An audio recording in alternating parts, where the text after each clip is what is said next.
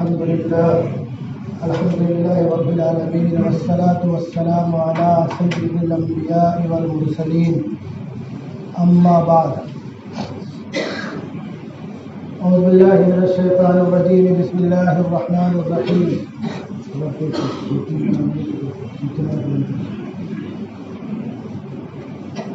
لقد كان لكم في رسول الله أسوة حسنة صدق اللہ العظیم۔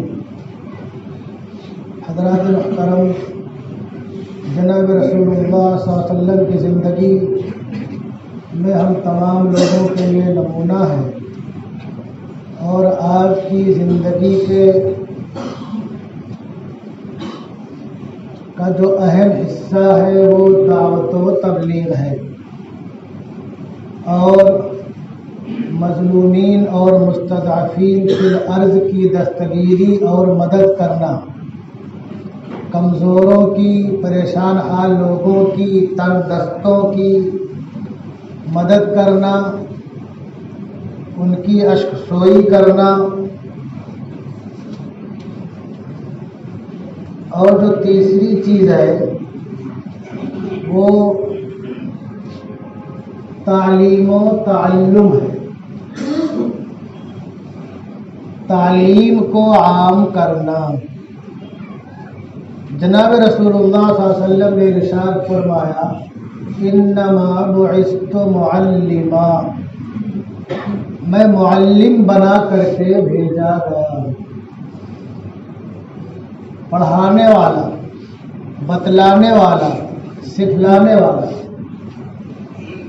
چنانچہ جو حضرت ابراہیم علیہ نبینا علیہ السلام نے خانہ کعبہ کی دیواریں چننے کے درمیان جو اللہ تبارک و تعالیٰ سے دعا مانگی اور جو گوہر نایاب مانگا، اس کی صفات کا تذکرہ بھی قرآن نے کیا۔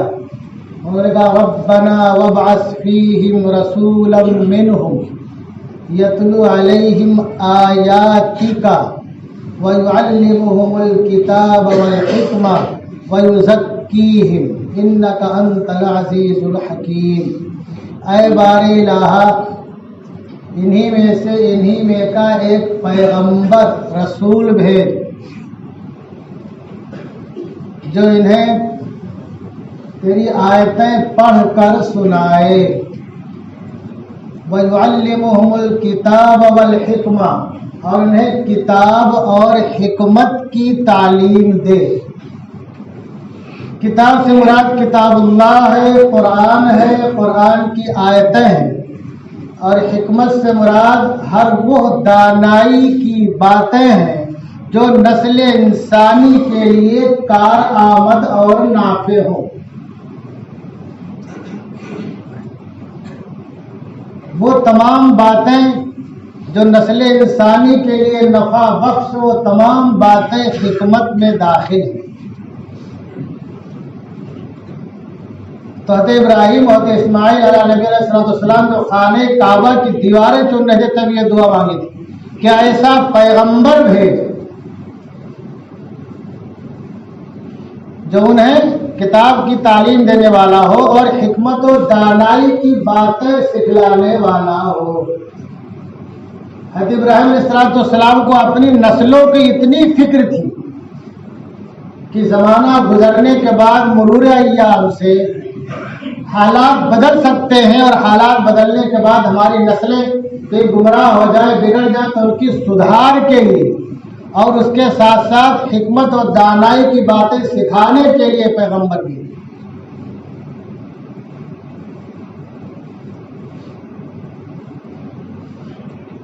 اور اللہ کے پیارے حبیب نے ارشاد فرمایا الحکمت ضالۃ المؤمن فحیث وجدها فهو احق بها۔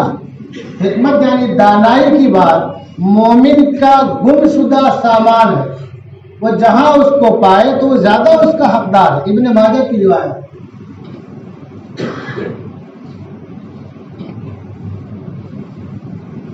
اور قرآن کی 69,000 جو کلمات ہیں قرآن میں جو 69,000 کلمات ہیں، جو سب سے پہلا کلمہ نازل ہوا وہ کیا ہے؟ اقرا،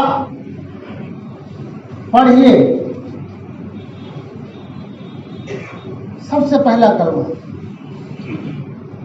اور 6,666 جو آیتیں ہیں اس میں جو سب سے اولین 5 آیتیں نازل ہوئی ان کا تعلق بھی پڑھنے اور تعلیم و تعلم سے ہے. جو سب سے پہلی وحی نازل ہوئی 14 اگست 610 عیسوی کو، وہ اقرا ہے.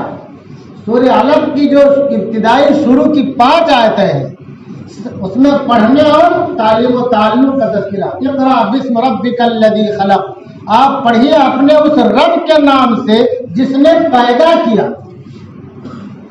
پڑھنا ہے لیکن رب کا نام نہیں چھوڑنا اور نہیں بھولنا. خلق الانسان من علق، انسان کو جمے ہوئے خون سے پیدا کیا. تو وہ پڑھائی کہ جس میں اللہ کا نام شامل ہو، وہ پڑھائی مطلوب ہے نسل انسانی کو.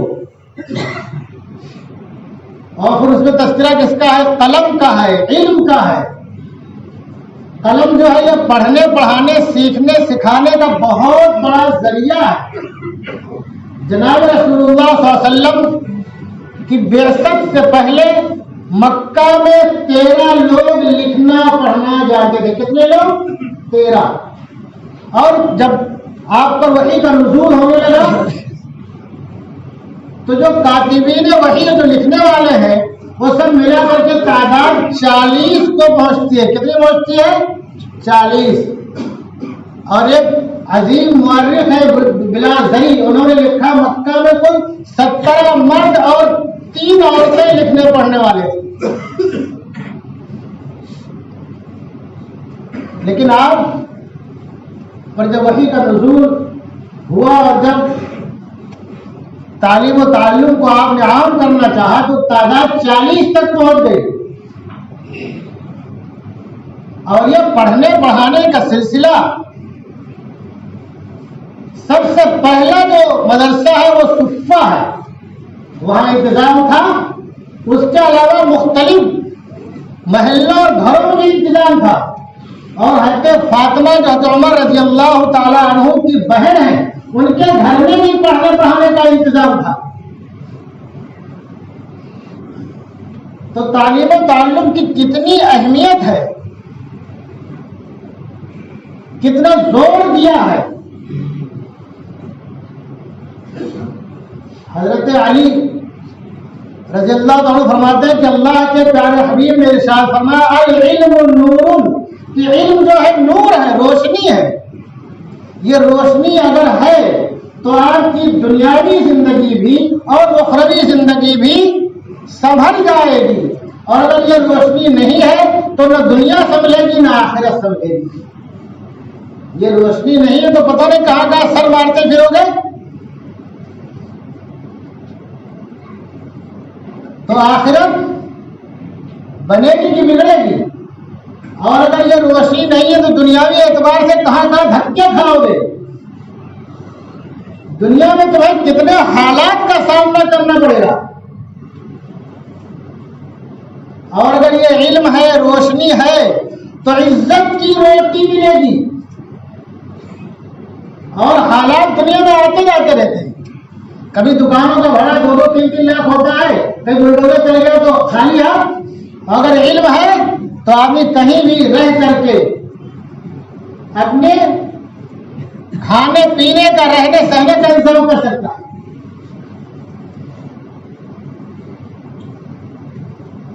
حالات بدلتے رہتے ہیں لیکن اگر علم والا ہے تو کہیں وہ پریشان حال نہیں رہے گا. آج نہیں تو کل اس کو کوئی نہ کوئی جاب مل جائے گا. حضرت علی سے کسی نے پوچھا کہ علم اور مال میں افضل کیا ہے تو انہوں نے کہا کہ علم افضل ہے. اس نے دلیل پوچھی، کہا علم افضل اس لیے ہے کہ یہ کہیں بھی رہے گا علم والا تو رسوا نہیں ہوگا، ذلیل نہیں ہوگا. شرمندگی اس کو نہیں اٹھانی پڑے گی، اور جتنا وہ خرچ کرتا جائے گا بڑھتا جائے گا، اور اس کے علم میں جلا پیدا ہوتا جائے گا، نکھار پیدا ہوتا جائے گا، اس کا تجربہ بڑھتا جائے گا۔ اور مال کیا ہے؟ مال علم کے مقابلے میں، علم کے مقابلے میں بتا رہا ہوں کہ کچھ اور آپ سمجھ جاؤ، اس لیے افضل اور بہتر نہیں ہے کہ مال بعض دفعہ ایسے ہی ضائع ہو جاتا ہے، اور مال بعض دفعہ غلط مصرف میں صرف ہو کر کے وہ اپنے مال والے کی عاقبت خراب کرنے کا ذریعہ بنتا ہے۔ بعض دفعہ لوگوں نئی عمر کے لوگوں کے پاس مال آتا تو پتہ نہیں کیا کیا کرنے لگتے ہیں، ہم اپنی آنکھوں سے دیکھتے ہیں لوگ، اور بعض مخصوص مواقع پہ تو گڈیاں اڑانے لگتے ہیں۔ اور کچھ سالوں پہلے ایک واقعہ آیا تھا کہ ایک شخص نے جو تقریباً 90-93 لاکھ ایک ہی رات میں اڑا دیا تھا، تو اس کی آخرت بننے کا ذریعہ بنا کہ بگڑنے کا ذریعہ بنا، مال آیا تھا۔ اور علم جو ہے، علم کا حصول اور اس کو عام کرنا، لوگوں کو ترغیب دینا، یہ کسی ایک فرد کی ذمہ داری نہیں ہے۔ وہ لوگ جو کہ قوم کے قائد ہیں، لیڈر ہیں، رہبر ہیں، ان کی ذمہ داری بڑھ جاتی ہے، یہ اور بات ہے، لیکن ہر شخص کی ذمہ داری ہے کہ تعلیم کو عام کرنے کی کوشش کرے۔ وہ لوگ جو بے اسباب والے ہیں، بے سامان والے ہیں، جن کے ذرائع وسائل نہیں ہیں، ان کے لیے ذرائع اور وسائل پیدا کرنے کے اسباب پیدا کریں۔ اللہ کے رسول نے کیا ایسا فرمایا کہ ابن ماجہ کی روایت ہے، ہم دھیان نہیں دیتے ہیں نا، دھیان نہ دینے کی وجہ کیا ہے؟ ہم کبھی کبھار، ویسے قرآن تو پڑھتے بھی نہیں ہیں، کچھ لوگ رمضان میں پڑھتے ہیں، کچھ لوگ کبھی کبھار پڑھتے ہیں، کچھ لوگ ڈیلی پڑھتے ہیں۔ جو لوگ ڈیلی پڑھتے ہیں وہ بھی کبھی سمجھنے کی کوشش نہیں کرتے۔ قرآن جو ہے ایسے پڑھو گے تو ثواب ملے گا، سمجھ کے پڑھو گے تو ثواب دوبالا ہو جائے، سمجھ کے پڑھو گے تو ثواب دوبالا ہو جائے گا۔ اللہ کے رحمت العلم طلب العلم فریضۃ علی کل مسلم۔ اب اگر ہم قرآن پڑھتے تو یہ حدیث کس نے کس آیت کیسے میں آ جاتی؟ یہ حدیث کہیں نہ کہیں آپ کو مل جاتی، سورہ علق میں ہی مل جاتی سب سے پہلے شروع میں، اور جہاں آدم علیہ السلام کی تخلیق کا تذکرہ ہے، جہاں مسجود ملائکہ بنے، وہاں بھی آپ کو حدیث مل جاتی۔ تو اللہ کے برحم کا ارشاد کیا ہے کہ علم کا حصول ہر مسلمان پر لازم ہے، ہر مسلمان پر لازم ہے۔ اب اس کے مطلب میں بہت وسعت ہے، آپ چاہیں تو خالی اتنا بول دیں، آپ بھی اتنا جان دیں حلال کیا ہے حرام کیا ہے، کافی ہے، اور آپ چاہیں تو اس کو پھیلا دیں کہ آدمی کم سے کم اتنا جانے، اتنی تعلیم حاصل کرے کہ اس کو اپنی آئندہ جو زندگی ہے اس میں مشکلات کا سامنا نہ ہو، حالات سے گھبرانے والا نہ ہو، بلکہ اس کے حالات اس کے موافق آٹومیٹک فطری طور پر بنتے چل جائے اس کی علم و تعلیم کی بنیاد پر، اور اپنی قوم کا، ملت کا، وطن کا، ملک کا اور نسل انسانی کا اور ذی روح کا کو نفع پہنچانے والا بننے والا۔ کتنی عام بات ہو جائے گی اگر آپ اس کو کر دیں گے تو۔ خالی قرآن میں جو علم کا جو تذکرہ ہے، اپنے اشتقاقی معنی کے لحاظ سے 778 جگہ تذکرہ، کتنی جگہ؟ یہ علماء اس کو سمجھیں گے، 778 جگہ اس کا تذکرہ علم کا ہے۔ پھر بھی سب سے پیچھے ہم ہی ہیں، سب سے پیچھے ہم ہی ہیں۔ پیچھے رہنے کی بہت سی وجوہات ہیں، وہ آپ لوگ خود سمجھتے ہوں گے۔ سب سے بڑی وجہ کیا؟ پیچھے رہنے کی سب سے بڑی وجہ کا کیا ہے کہ والدین کچھ دنوں تک تو اپنے ان بچوں پہ دھیان دیتے ہیں، بعد میں غافل ہو جاتے ہیں۔ تو ہمارے بہت سے لوگوں کے بچے جاتے ہیں ہاسٹل، کہاں رہتے ہیں، پتہ چلا 2 سال کی باپ نے فیس جمع کی ہے، اس کا خرچہ کیا، وہ ہاسٹل میں رہے، داخلہ ہی نہیں۔ یہ کیا ہوتا ہے بعض دفعہ نہ جانکاری کی وجہ سے، بعض دفعہ مشغولیت کی وجہ سے، بہت مصروفیت ہے، آدمی نہیں سمجھ پایا، کالج اور ہاسٹل نہیں پہنچ پایا۔ تو ہمارے جو نونہال ہیں، وہ جو ان کو فیس ملی، لاکھوں روپیہ لے کے گئے جمع کرنے کے لیے، جو جیب خرچ ملا اس کو پتہ نہیں کہاں اڑا دیا۔ اور بعض ایسے بچوں کے تعلق سے مجھے لوگوں نے شکایت کی کہ اس کا نام فلاں کالج میں لکھایا تھا، ڈیلی آتا جاتا تھا، لیکن وہ کالج میں کبھی گیا ہی نہیں نام لکھانے کے بعد سے۔ تو کہاں جاتا تھا؟ دوستی یار گھومتا تھا، کبھی سمندر کے ساحل میں، کبھی پارک میں، کبھی کہیں۔ اتنا خرچہ کہاں ملتا تھا؟ میں تو مناسب خرچہ دیتا تھا کہ وہاں سے الگ سے ایڈ لیتا تھا، باقی اس کے دوست یار تھے۔ جبکہ اللہ کے پیارے حبیب کا ارشاد ہے کلکم راع وکلکم مسئول عن رعیتہ، کہ تم میں سے ہر شخص نگراں ہے اور ہر شخص کو اس کے جو ماتحت ان کے تعلق سے پوچھا جائے گا۔ تو تمہاری اولادوں کے تعلق سے تم سے نہیں پوچھا جائے گا، ہم سے نہیں پوچھا جائے گا۔ کہاں جاتی ہے، کیا کرتی ہے، کس کے ساتھ ہے، کہاں اٹھنا بیٹھنا ہے،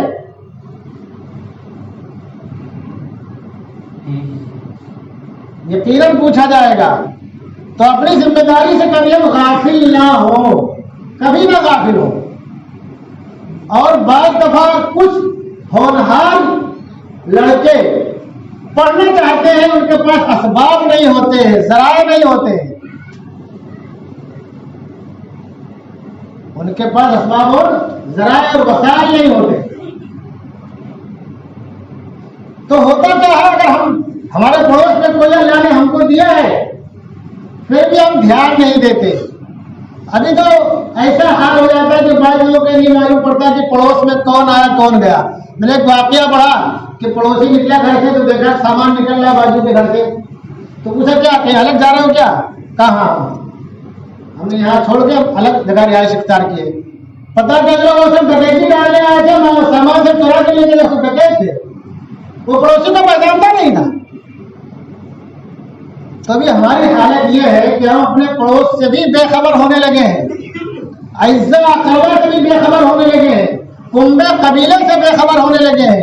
جو کمزور اور پریشان حال لوگ ہیں، جو اپنی نسلوں کو آگے بڑھانا چاہتے ہیں، یاد رکھو اس بات کو، کسی کے گھر کا کوئی فرد آگے بڑھتا ہے تو خالی اس گھر کی ترقی نہیں ہے، شرط کیا ہے کہ وہ فرد شروع میں اللہ کا نام اس کے دماغ میں بیٹھا ہو، وہ سمجھتا ہو کہ زندگی